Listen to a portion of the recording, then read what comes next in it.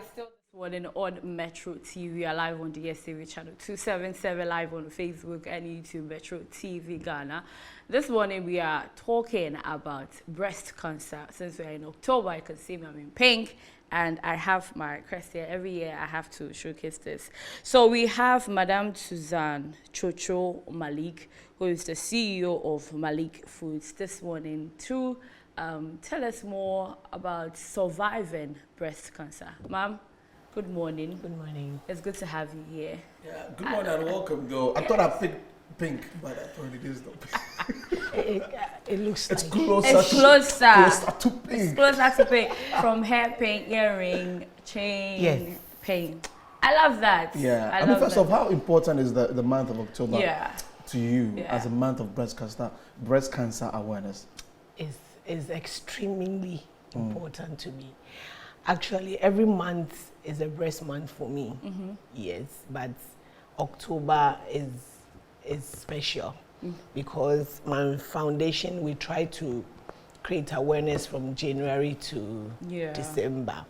But in October, when all those who are hiding from coming out to know their status, that's when they all come out. Awareness campaign becomes very intense. So it makes October a very special month for us. Yeah. What was the most difficult part of your journey and how did you overcome it?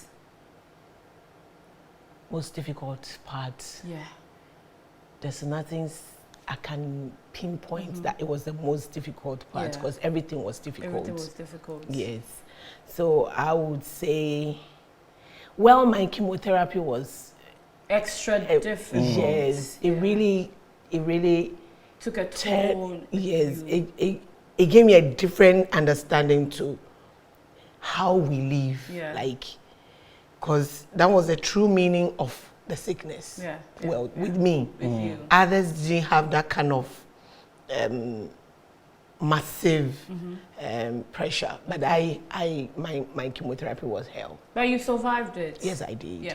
So let's go back and start with the experience. How did everything start? Well, mine started with a chest pain, and there was nothing lumping in my breasts, so I was ignoring it because I felt it was out of improper sleeps and styles. Yeah.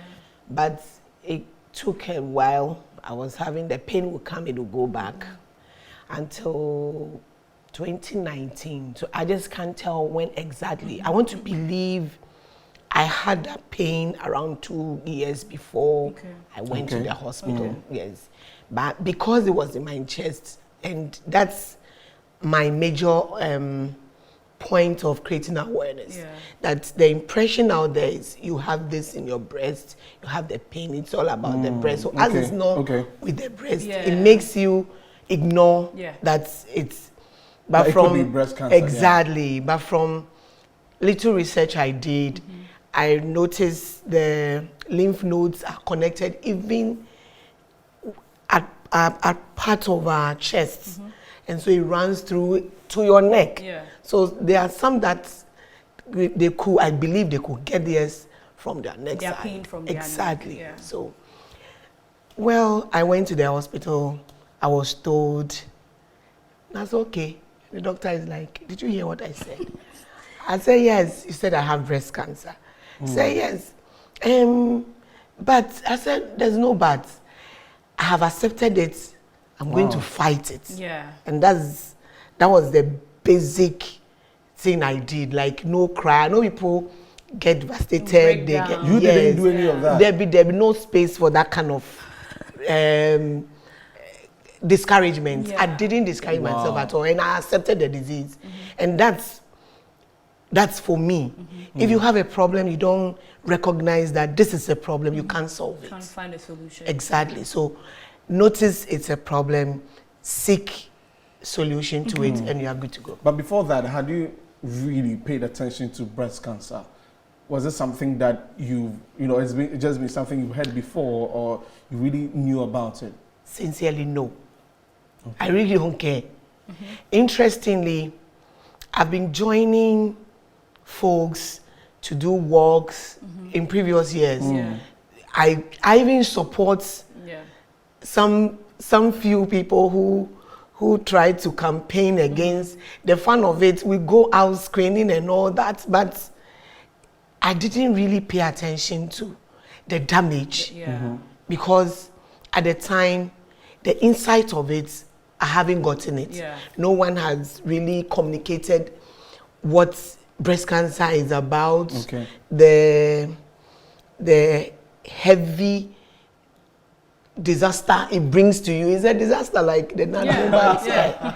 It's a heavy disaster because it doesn't only kill you, the patient, the people around you will be suffering because you become very fragile, very vulnerable. They will have to shun everything they do and concentrate on your upkeep. So I was going to come to that. How did family take it? You know, your husband, your children, everybody. This morning, I just want to salute Mr. Malik. He's a great husband. Okay, Mr. Malik, big shouts to you. He's a great husband because every step of the way, he never like, why this? But rather, it's full of encouragement. Yeah. Susan, you can do this. The only time one time he was like, oh, when you do this, then you are killing my spirit. Aww. That's why I couldn't just swallow the pain. And I had to make him aware, look, I'm dying. Interesting. Aside that, they were, with him and the kids, they were very supportive. They were very supportive. Very supportive. Now, take us through the journey. You're talking about the chemotherapy bit. Take us through it. Okay, so my treatment plan was every patient and the treatment plan. My treatment plan was mastectomy, chemotherapy, and radiotherapy. And mastectomy obviously is taking off the breast, and then chemo is having the infusion to subdue the cancer cells.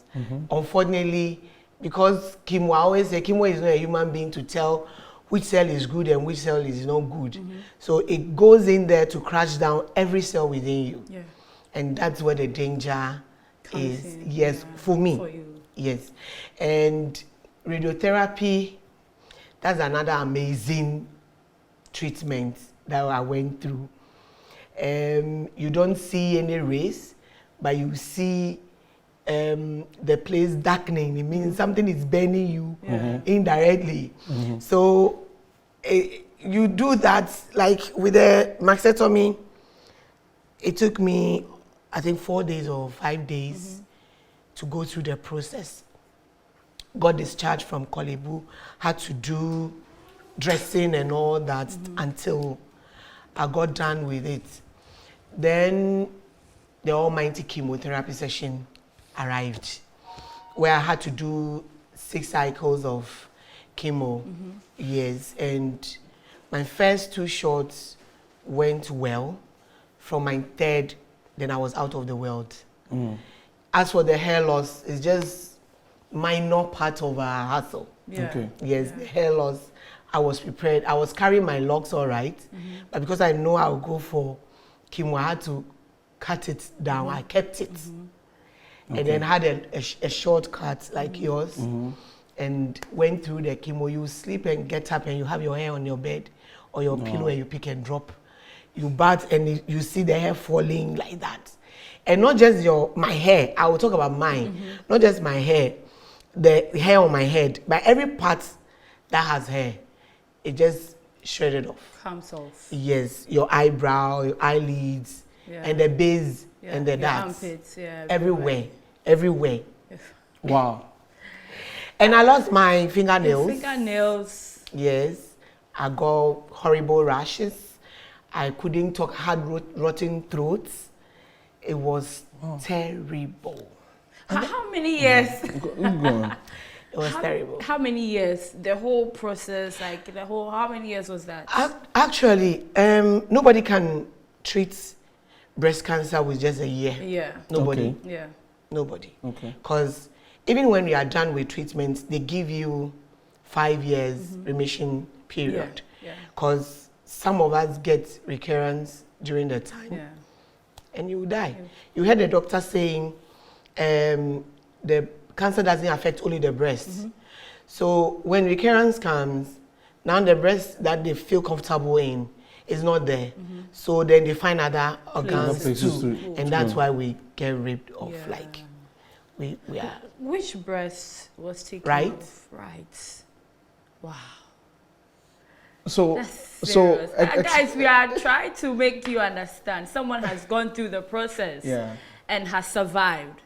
So, I mean, telling the story, she's fine now. Like, she's saying it, creating awareness. But then, some time ago, you were really suffering. I was. That is why she's here to tell you, Yeah, I was. go out. The Yeah. month of October is breast cancer awareness month. You guys should go. That's you can say something. Yeah, I just wanted to know at that moment. I know she said she's been trying to encourage herself, or she's been positive throughout. But if you have all of these things happening to you, at that moment, what was it, Ryan? Do you think that the data says a lot of people die from this? Yeah. So, did you start thinking about Just it? as Did she they received come the to you? news calmly. Well, to be sincere, I got to stage 3 actually. So when mine was diagnosed, I was at stage 3. Yeah. So I was having the blood oozing out Okay. into my bed early morning. So it means it had surpassed 1, 2. Yes. Because you didn't detect it early. Early. Yeah. And so it's a miracle that I'm alive. That's what I always say. Yeah. Because some women I have lost, they didn't get to my stage. Yeah. But some way, somehow, they've passed on. The man was saying that, from the video we saw, that a lot of people tend to get into the church, and may not, go to the hospital as soon as possible. Yeah. When yours happened?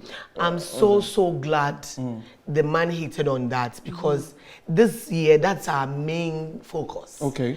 Because you end up paying more at the church houses and dying as well. Yeah. As we speak, I have a patient or a colleague, I will call her, who I wouldn't be surprised if she's counted as one of the 90 seconds that any breast cancer patient will pass on. Because she's bent on using Yesu Moja. It's in bottle. And the church will come, they sell the bottled water at 1,200 cedis. What? To her. And she's drinking and it's not making any headway. Yeah. Yes. And I don't know which authority will just step in for us. If it's Christian Council, that body, Yeah. we'll have to caution pastors. The because churches. exactly, because I feel like in my situation, I'm a Christian. My husband is a Muslim. But then we fasted, we prayed, we told other ministers to pray because I needed divine healing. But then my hospital arrangement, I never missed one. Yeah. Because you are asking God to help. Exactly. not And yourself. even my medication, before I take them, I tell my husband, we have to pray over this, because I have seen some people, the drugs will be there, but it won't work for them. Yeah. We must command the drugs to work on for me. you, yeah. So I see that as more sensible stuff to do Yeah. than to go and lie down and then they have all these things smearing up. Oh, I have lost too many women to this because they ended up at the churches. The church rather than the hospital. Yes. Well, meanwhile, the pastors, we have lost pastors' wives that they directed them to the hospital. Interesting. You've got a few minutes to wrap up. It's through your experience that you founded a foundation. Tell us about the foundation, what you've been doing. Okay, so Local Breast Cancer Foundation is basically to create awareness, encourage other women newly diagnosed to know that all hope is not lost, and encourage them that taking off their breast until I tell you, which I know some will be doubting, as she's sitting there, what shows she doesn't have. Yes, and that's the best aspect of it. It doesn't show that losing a breast to have your life, you won't choose that. I encourage everybody, and that's what Local stands for. We support our women and through donations, counseling, and a lot of us need counseling because is a huge turn in your life that affects everything. So basically, that's what the foundation does. Thank you so much for coming this morning. It's been inspirational. Yes, listening to you. Yes. As we celebrate this particular day, and we really do appreciate your presence. And she's Susan Tsotsoo Malik. She's the CEO of Malik Foods and also founder of Local Breast Cancer Foundation, helping us, get into the month of the breast cancer awareness. So please take note of that. Everything that she has said. And this is the month to go and test. Yeah, this is you can survive. You can see she has survived.